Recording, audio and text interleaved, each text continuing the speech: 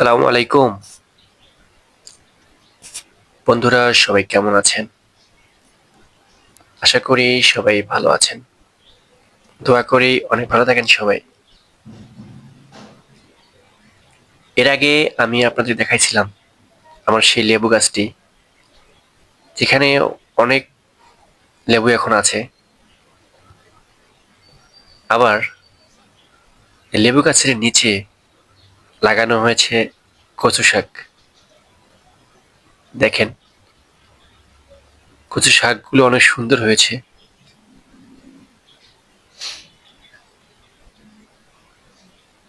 কচু শাকগুলো আমি নিজ হাতে লাগিয়েছি।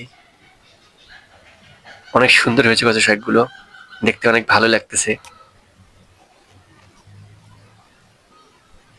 লেবু গাছের নিচে আরো কিছু ফলের গাছ আছে। আম গাছ, কাঁঠাল গাছ, লিচু গাছ, ড্রাগন গাছ সবই আছে। সবচেয়ে যেটি ভালো হয়েছে সেটি লেবু গাছ আর হচ্ছে কচু শাক। লেবু অনেক হয়েছে, অনেক বড় গাছ, অসংখ্য লেবু এসেছে গাছটায়। অনেকে আমার কাছ থেকে লেবু নিয়ে গেছে, বিক্রি করা হয় নাই। তবে আমি সবচেয়ে যেটি আমার কাছে গুরুত্বপূর্ণ সেটি হচ্ছে কচু শাকটি।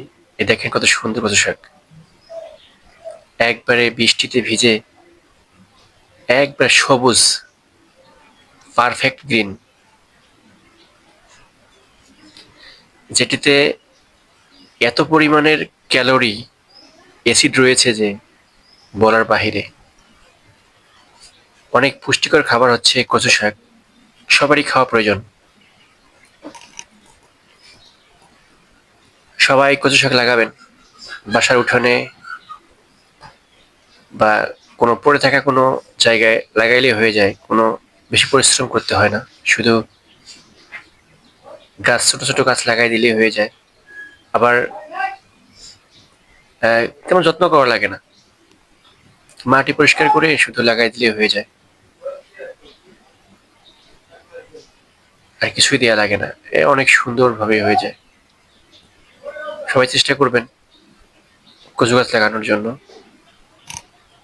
অনেক ভালোই হবে। কচু শাকে অনেক পুষ্টি আছে।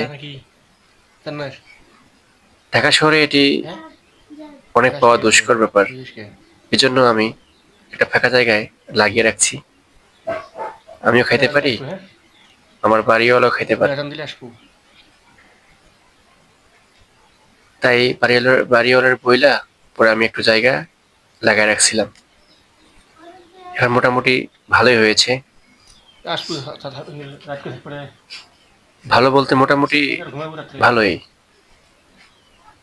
ডাটাও খাওয়া যাচ্ছে, পাতাও খাওয়া যাচ্ছে, সবই। লেবু তো আছেই। লেবু দিয়ে কচু শাকের ভর্তা অনেক মজা। কচু শাক সিদ্ধ করে ভর্তা করে লেবুর রস দিয়ে অনেক মজার খাবার খাওয়া যায়।